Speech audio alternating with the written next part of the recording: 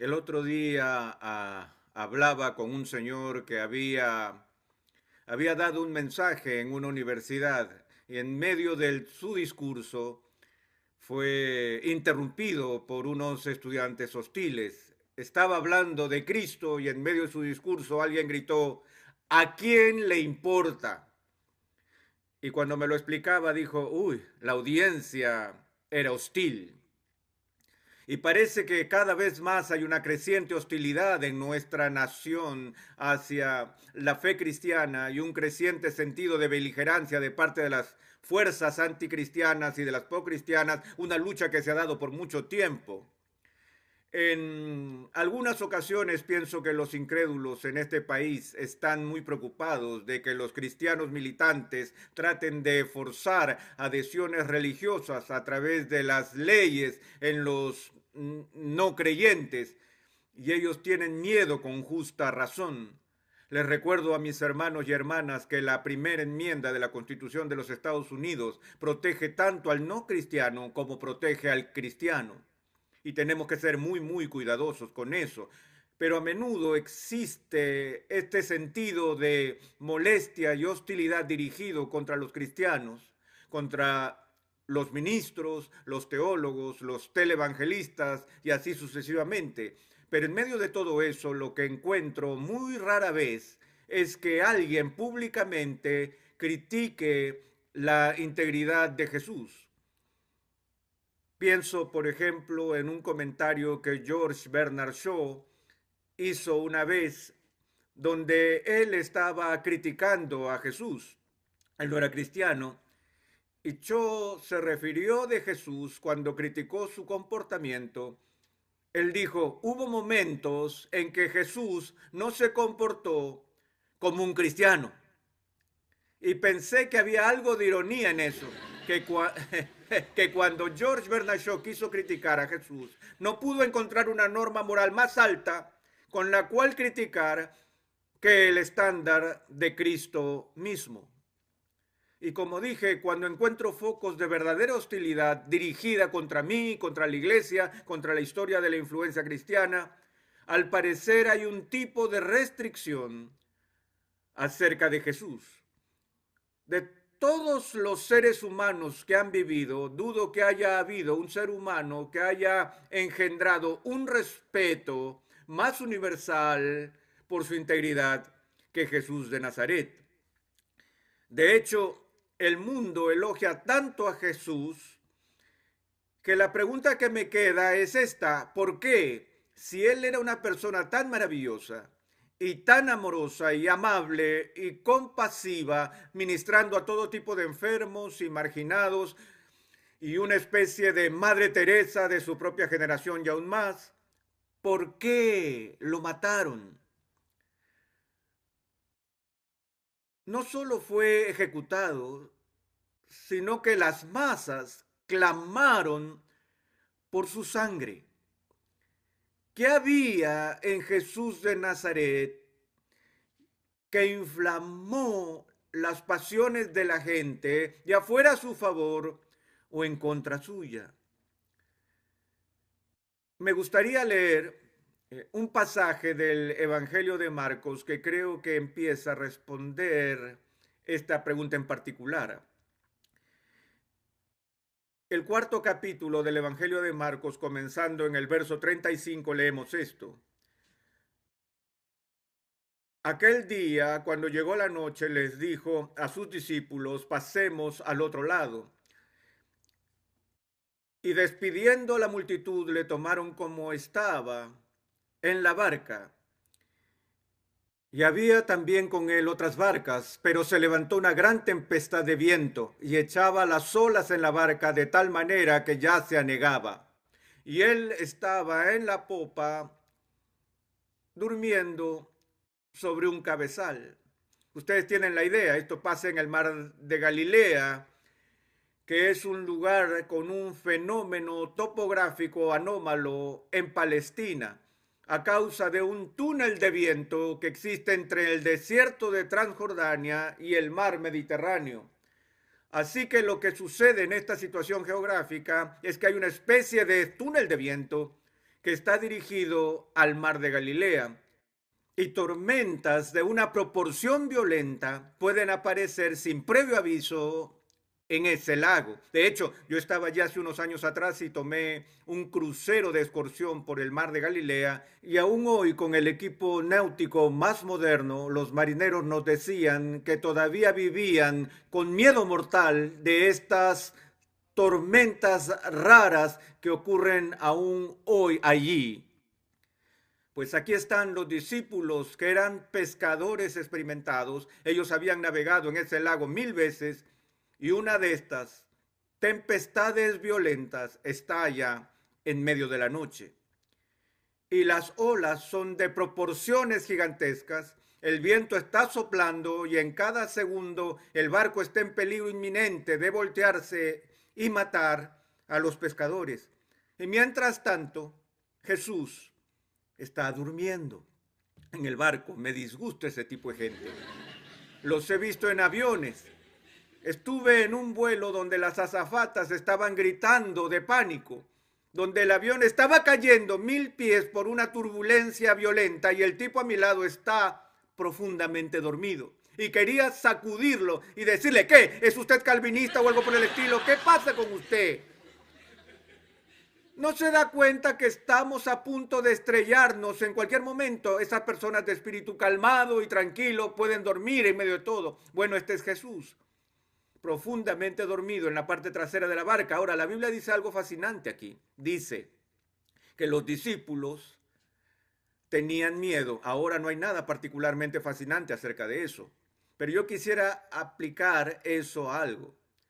Cuando yo estaba enseñando en un seminario de Filadelfia hace unos años atrás, enseñé un curso sobre el ateísmo académico. Y a los estudiantes se les exigía leer las fuentes primarias, los escritos de los ateístas más prominentes de la historia occidental. Yo hice que los estudiantes leyeran las objeciones de David Hume y de John Stuart Mill. Hice que otros estudiantes leyeran las obras de Nietzsche y de Ludwig Feuerbach. Hice que los estudiantes leyeran la crítica que Marx hizo contra el teísmo cristiano, y a Kaufman y a otros, Sartre, Camus. E hicimos estas lecturas y encontramos que los ateos, sobre todo en el siglo XIX y el siglo XX, estaban tratando de responder esta pregunta. Sabemos, ellos dijeron que no hay Dios, pero el problema que aún nos molesta es que, a pesar del hecho de que estamos convencidos de que Dios no existe, ¿por qué es que en la humanidad parece irremediablemente homo religiosus? ¿Por qué es que a donde quiera que vayamos en el mundo encontraremos gente dedicándose a la práctica de la religión? Madeleine Murray respondió a esa pregunta. Ella dijo: eso es porque las masas simplemente se entregan a la superstición y ellos no piensan críticamente acerca de esto, y solo tenemos que educar a la gente aún más. Pero la gente como Freud y Marx y Feuerbach y Nietzsche querían una explicación más sólida, y así al unísono acordaron esto: que la religión surge históricamente de las necesidades psicológicas de las personas, de la fragilidad humana del hombre. Lo único que todos compartimos es nuestra mortalidad. Y entonces, como Freud sugirió y Marx secundó la moción, era que todo ser humano tiene un miedo intrínseco a las fuerzas naturales que amenazan sus propias vidas.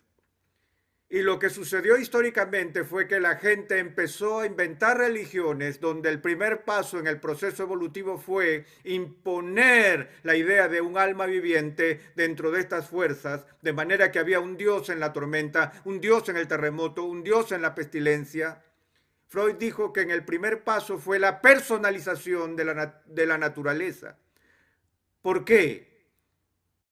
Una teoría muy fascinante. La idea es esta: que hay todo tipo de cosas allá afuera, señoras y señores, que amenazan mi existencia. Cáncer, incendio, inundación, guerra, otras personas, pero como humano he aprendido cómo sobrevivir, al menos hasta ahora, a la hostilidad de otras personas. Cuando vienen a mí y están apretando los dientes y están enojados o están sacando el arma, he aprendido cómo lidiar con eso. Si usted está enojado conmigo, puedo suplicar por misericordia o puedo adularlo y decirle, usted no me quiere disparar, después de todo soy parte de su club de fans, oye, yo te amo y cosas por el estilo. O puede intentar sobornarlo, puede decirle, mire, si usted me perdona, la mitad de mi reino es tuyo o algo así. Aprendemos estas tácticas de cómo contrarrestar esos ataques personales hacia nosotros. Pero la pregunta que Freud estaba haciendo es la siguiente: ¿cómo se puede negociar con un huracán o una inundación? No se puede suplicar a una tormenta, no se puede sobornar a un terremoto, no se puede adular al cáncer y hacerlo desaparecer. Esas son fuerzas impersonales, no personales, que amenazan con destruirnos. Y así Freud dijo, lo que hacemos es proyectar en la naturaleza características personales para que podamos hablar a la tormenta y muy pronto sacralizamos la naturaleza, es decir, hablamos de estas deidades que están en estas fuerzas o por encima. En una versión simplificada es monoteísmo, donde solo hay que hablar con un Dios de todos sus problemas. Así que si adoran a Dios y honran a Dios y entregan su diezmo y envían su cheque y hacen todas estas cosas, entonces Dios con poder suficiente sobre la tormenta les protegerá de todos estos problemas. Han visto casos en la televisión donde ministerios ponen el énfasis en la prosperidad y en la salud y todo eso, que Dios siempre quiere estas cosas, y oímos este concepto de proclámalo y recíbelo, que todo lo que hay que hacer para experimentar la prosperidad y sanación y todo lo demás es mencionarlo con fe y confianza y Dios entregará esas cosas. Yo estaba jugando al golf con un hombre aquí en Texas la última vez que estuve allí. Estaba pasándola muy mal. Durante los primeros 9 hoyos botó la pelota por todos lados. Nos fuimos al 10º y evaluó su situación y dijo, bueno, a partir de ahora voy a empezar a jugar golf. Basta de tiros malos. Le dije, está bien. Él golpeó la bola y no pasó del piso. Tomó un palo número 5, se metió en las rocas. Después de dar 6 golpes más, aún no estaba en el green. Se volvió hacia mí y me dijo, ya me cansé de proclámalo y recíbelo. Pero ciertamente tenemos una capacidad de proyectar nuestras peticiones y deseos sobre la naturaleza, como Freud indicó. Y él dijo, religión es lo siguiente, por nuestro miedo a la naturaleza inventamos un Dios. Es así de simple. Así que Dios se convierte en una muleta o opio, como Marx sugirió, para las personas que simplemente no pueden soportar vivir en un hostil o indiferente universo. Ahora, la razón por la cual este episodio en la Escritura es tan importante para nuestra consideración, señores y señores, es esta, que aquí encontramos a los discípulos de Jesús aterrorizados debido a un encuentro con las fuerzas destructivas de la naturaleza. Sus vidas están en peligro a causa de la tempestad que se levanta en el mar. Y la Biblia dice que ellos estaban asustados. ¿Y qué hace la gente asustada en medio de una crisis? De inmediato van a su líder y ellos fueron a la parte trasera del barco y sacudieron a Jesús para despertarlo y le dijeron, Maestro, haz algo o perecemos.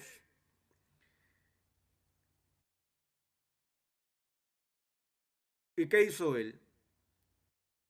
Miró alrededor, evaluó la situación y luego el Señor Dios encarnado, el creador del cielo y de la tierra, emitió una orden verbal, no a los hombres, sino a las fuerzas impersonales de la naturaleza. Se dirigió al mar y al viento y ordenó en voz alta, ¡calla! ¡Enmudece! Y al instante la respuesta del cosmos, en obediencia, se dio así. El mar se volvió como en vidrio y el viento era tan tranquilo que no había ni una brisa en el aire. Ahora, lo que captó mi atención en esta narración es la siguiente línea. ¿Cuál es la respuesta de los discípulos cuando Jesús elimina la amenaza clara y presente de la naturaleza? ¿Acaso dice que lanzan sus gorros al aire de alegría y dicen, oh, sabíamos que lo harías? No, el texto nos dice que en ese momento ellos se llenaron de mucho pánico. Es decir, que en vez de que sus miedos se calmaron y se apaciguaron, sus miedos ahora se intensificaron. Lo que Freud no entendió, señoras y señores, es que adentro del corazón humano hay algo a lo que se le teme más que a cualquiera de las fuerzas impersonales de la naturaleza, y ese es el poder y la presencia de una persona que es santa. Y ahora los discípulos están temblando y hacen esta pregunta: ¿qué clase de hombre es este, que aún el viento y el mar le obedecen? ¿Se acuerdan que en una sesión anterior hablé sobre la xenofobia? El estar apartados de Dios, esa diferencia de Dios que nos amenaza y nos asusta. Los discípulos dicen, espera un minuto, acabamos de ser testigos hoy de una visualización de un tipo de humanidad que nos es completamente desconocido. Cada vez que ustedes conocen a una nueva persona, el cerebro tantea todo un catálogo de respuestas. Si esa persona sonríe, eso dice una cosa. Si una persona frunce el ceño, eso dice otra cosa. Si son personas altas, tenemos todas esas categorías y catálogos que utilizamos desde nuestra experiencia como seres humanos. Y aprendemos cómo estar con otras personas a través de nuestra experiencia. Hace unos años había un movimiento en este país en pro de una terapia en la cual se suponía que todo el mundo tenía que sacarse la ropa literalmente, que todo estaba visible y revelar los secretos más profundos de su corazón. Y se premiaba esa apertura de mente, ¿cierto? ¿Lo recuerdan? Y todo el mundo dijo, yo quiero ser vulnerable. Y ese movimiento duró muy poco, ya que la gente quedó brutalmente herida cuando se abrían demasiado. Eso me recuerda a la historia de 3 ministros que llegaron a los camerinos después de jugar golf y tuvieron una sesión espontánea de confesión de pecados. Y uno de ellos dijo, ¿saben que mi conciencia realmente me molesta? Estoy tratando de ser un pastor y de ser íntegro, pero he tenido esta debilidad con la que he luchado toda mi vida y es una debilidad por la bebida. Él dijo, bebo mucho a escondidas y no he sido capaz de tener la victoria. Los otros 2 dijeron, ay hombre, es eso, bueno, vamos a orar por ti. Y el segundo dijo, bueno, tengo que confesar que tengo una lucha también, me tienta la lujuria todo el tiempo y he sido capaz de controlar mi comportamiento, pero mis pensamientos no siempre han sido puros y yo simplemente no sé cómo conseguir la victoria en esta situación. Amigos, ¿van a orar por mí? Y ellos respondieron, sí. Y el tercero no dijo nada y los otros le dijeron, ¿y tú no tienes alguna tentación? Él dijo, sí. Y ellos dijeron, bueno, ¿cuál es? Él dijo, soy un chismoso compulsivo y no puedo esperar a salir de acá.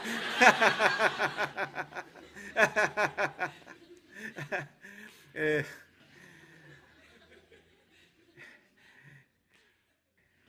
Era mucho para ser vulnerables. La razón por la que somos tan cerrados y tan cuidadosos en no abrirnos con los demás y mostrarnos tal como somos es porque cada uno de los que están en esta sala ha sido traicionado. Usted derramó su corazón y su alma delante de alguien, ya sea alguien pisoteó toda su alma. Eso le pasa 2 o 3 veces a cada persona y aprendemos a ponernos una coraza encima, ¿cierto? Y no queremos ser vulnerables, ser abiertos, por lo que usamos este mecanismo de cómputo para catalogar y analizar con cuidado a cada ser humano. Esta persona es confiable, esa persona no lo es. Bueno, los discípulos vieron a Jesús y sus computadoras se volvieron locas y dijeron, espera un minuto, no tenemos una categoría para este hombre. Nunca hemos visto a alguien que sea tan otro, tan diferente, tan independiente, tan apartado de lo normal que puede ordenar al mar y el mar le obedece. En otras palabras, señores y señores, lo que espantó a los discípulos es que repentinamente se dieron cuenta de que estaban en presencia del Santo. Y su miedo se incrementó. Esta no es la única vez que ese tipo de cosas sucede en el Nuevo Testamento. En otra ocasión, la misma gente con el mismo mar, leemos que los discípulos estuvieron pescando toda la noche y al volver sus redes estaban vacías. Y Jesús se acerca a ellos, ustedes conocen la historia, y le dice a Pedro, ¿cómo te fue? Y él le dijo, fue una noche pésima, no hay peces. Y Jesús le dice, bueno, Pedro, ¿por qué no tomas las redes y las echas al otro lado de la barca?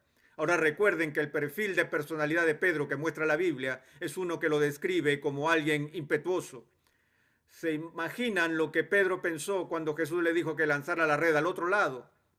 Puedo oírlo. Al menos en su mente dijo, mira Jesús, eres un teólogo fantástico, un maestro religioso por excelencia, pero dame algo de crédito, por favor. Soy un pescador profesional. He tirado la red por todos lados del barco durante toda la noche. ¿Vas a tratar de decirme ahora cómo pescar? Pero tú eres el maestro, soy el discípulo. Vamos a tomarlo con humor, amigos. Tiren la red por la borda. Y ustedes saben lo que pasó. Cada pez en el mar de Galilea saltó sobre esa red. Tuvieron que traer otro barco al lado y ahora son dos a punto de hundirse porque están tan llenos de peces. Ahora, ¿qué hace Pedro? Recuerden que Pedro es judío. Él es un hombre de negocios. Él no pesca por diversión, él pesca con fines de lucro. Yo sé lo que haría si fuera Pedro. Habría buscado en mi túnica un contrato y hubiera dicho, bien Jesús, este es el trato. Somos socios, nos vamos 50-50, todo lo que quiero es 5 minutos al mes. Tú solo vienes aquí un sábado al mes y me dices dónde pongo las redes y eso sería todo. Es el 50% de las ganancias, eso es lo que haría yo. Pero eso no es lo que Pedro hizo. ¿Pueden creer lo que Pedro le dijo a Jesús? Pedro miró a Jesús y le dijo esto. Es asombroso. Él le dijo, apártate de mí, que soy un hombre pecador.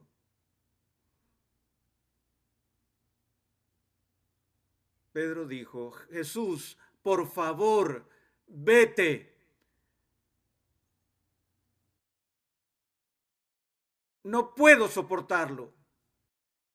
¿Ven lo que pasa cuando aquel que es santo irrumpe en nuestro medio? Inmediatamente nos incomodamos. Somos conscientes, muy conscientes de nuestra falta de santidad y queremos que esa persona se aleje de nosotros lo más que pueda. Hace unos años se realizó un torneo de golf en Carolina del Norte y el vencedor del campeonato de la PGA había salido el año anterior como el ganador al premio al golfista del año. Y debido a que él se encontraba allá, iba a recibir ese premio en el torneo de este año en Carolina del Norte, puesto que también era el campeón del actual torneo. Parte del reconocimiento fue iba a jugar su primera ronda de práctica con Billy Graham, con el presidente de los Estados Unidos y con Jack Nicklaus. Estaban el golfista del año, Nicklaus, Billy Graham y el presidente de los Estados Unidos. Ese era un cuarteto muy pesado. Así que salieron al campo y jugaron una ronda como práctica y cuando terminaron, un amigo mío que estaba allí fue hacia donde estaba el golfista y le dijo, ¿qué tal fue jugar con Billy Graham, con Jack y el presidente de los Estados Unidos? Y este golfista estaba furioso. Le respondió con ira y le dijo, lo odié. Él dijo, no necesito tener a Billy Graham pegado a la oreja hablándome de religión durante 18 hoyos de golf. Y muerto de rabia salió disparado, se acercó al lugar de práctica de tiros, tomó su palo más grande y empezó a golpear bola tras bola con furia a ver si conseguía liberar toda la rabia que traía encima. Mi amigo fue hacia él, se sentó muy tranquilo y lo observó hasta que el balde de bola se acabó. Y vino y le dijo, hey, Billy realmente te lanzó la artillería pesada, ¿ah? Y el golfista dijo, no, no. En realidad Billy no dijo ni una palabra sobre religión. Yo solo tuve un pésimo día. La Biblia dice que el impío huye cuando nadie lo persigue. Lutero dijo que esa es la experiencia del no creyente, temblar ante el susurro de una hoja. Aquí estaba un hombre que pasó tiempo con Billy Graham, quien es uno de los seres humanos más llenos de gracia que haya visto. Y Billy Graham no tuvo que decir una palabra sobre el cristianismo para que esta persona se sintiera incómoda. Cuando estoy jugando golf en el campo y voy a interactuar con un grupo nuevo de personas, hago todo lo que esté a mi alcance para evitar la famosa pregunta, ¿a qué te dedicas? Ya que todo lo que tengo que hacer para acabar con la diversión de las personas en ese momento es decir, soy un ministro. Así que trato de evadir la pregunta diciendo, bueno, soy un escritor y ¿qué escribes? Muchas cosas. O digo, estoy en el negocio de los seguros, ustedes saben. O cosas así. No porque me da vergüenza de ser lo que soy, sino porque no quiero arruinarle su día, ya que tan pronto les diga que soy un ministro, entonces empiezan a retirarse y dan todas esas disculpas por su lenguaje. Las personas se sienten incómodas. Imagínense a alguien que esté incómodo delante, enfrente de mí. Eso es ridículo, pero las personas se sienten incómodos en nuestra presencia, no porque seamos santos, sino porque representamos al que sí lo es. Y es interesante ver que la mayoría de enemigos vehementes que Jesús tenía en su vida eran los fariseos, aquellos hombres que estaban dedicados a la rectitud. Ellos eran los santurrones. Y la gente que estaba más cómoda con Jesús eran los pecadores marginados. Eso era porque no tenían ilusiones sobre su propia rectitud. Pero aquellos que se enorgullecían de su pureza moral, cuando Jesús vino, los expuso, mostró su impiedad. Porque cuando llega la luz, las tinieblas no pueden estar en su presencia. Cuando Pedro le dijo a Jesús, por favor vete, Jesús no se fue. Para el gozo eterno de Pedro, Jesús no hizo caso a esta invitación. En vez de eso le dijo, Pedro, ven acá. Tú ven a mí. ¿Estás agobiado? ¿Estás cargado? Yo te voy a dar paz. Ven, señoras y señores, el secreto peor guardado en todo el mundo está bien escondido, pero es algo terrible que sigue oculto. Se trata de la invitación a venir a la presencia de un Dios santo. Sartre dijo en sus escritos que la última cosa que él hubiera querido hacer era presentarse ante la mirada implacable de un Dios santo. Sin embargo, David, después de haber sido sometido al escrutinio de Dios, le dijo al Señor, examíname, oh Dios, y conóceme. El secreto que el cristiano lleva a todas partes con él es el conocimiento de que el único lugar donde realmente podemos ser vulnerables, el único lugar donde podemos estar cómodos, donde podemos estar desnudos sin temor, es en la presencia de Cristo. Tenemos que llegar a entender que a pesar de que tenemos incorporada esa antipatía y ese miedo hacia lo santo, Y aunque reconocemos que no somos santos en Cristo, señoras y señores, somos bien recibidos. El apóstol nos dice que los primeros frutos de la justificación de una persona son dos cosas: la paz con Dios y el acceso en su presencia. Estoy seguro que hay gente en esta habitación ahora mismo y otros que verán la grabación de esta serie que no tienen paz con Dios, que todavía están diciendo como Pedro: por favor, vete Jesús, tú me haces sentir incómodo. Y yo le digo a usted, le suplico que si ha estado escuchando esta serie sobre el carácter de Dios, considere un par de cosas. Uno, que no hay escape posible, jamás, de la santidad de Dios. Vas a tener que tratar con Él ahora o en algún momento. Por lo que le pido que ahora mismo lo resuelvas. Entiendas que hay una justicia que Dios ha provisto para usted en Cristo y que no es la suya misma, es una justicia ajena, es una justicia externa a usted, es la justicia de Cristo que se ofrece libremente para usted si es que se somete al señorío de Cristo. Todo lo que Él tiene y todo lo que Él ha hecho llega a ser suyo. Y las peores tormentas de la ira divina que se puede imaginar son silenciadas para siempre. Y Dios declara la paz. Y usted experimenta la experiencia de Isaías cuando oyó la palabra de Dios que dice: he aquí, tu maldad ha sido quitada. Ser cristiano es ser perdonado. La esencia de la fe cristiana es la gracia. La esencia de la ética cristiana no es arrogancia, sino gratitud. Y perdónenos si usted no es creyente y nos hemos presentado ante usted como santurrones, porque le garantizo que no hay cristiano en esta sala que sea justo por sí mismo. Pero soluciónelo ahora y para siempre. Oremos. Padre, perdónanos por huir de tu presencia en terror. Padre, perdónanos por participar en hostilidad contra ti.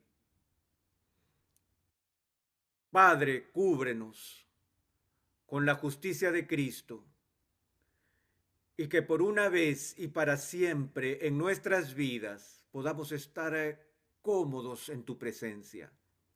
Lo pedimos en el nombre de Jesús. Amén.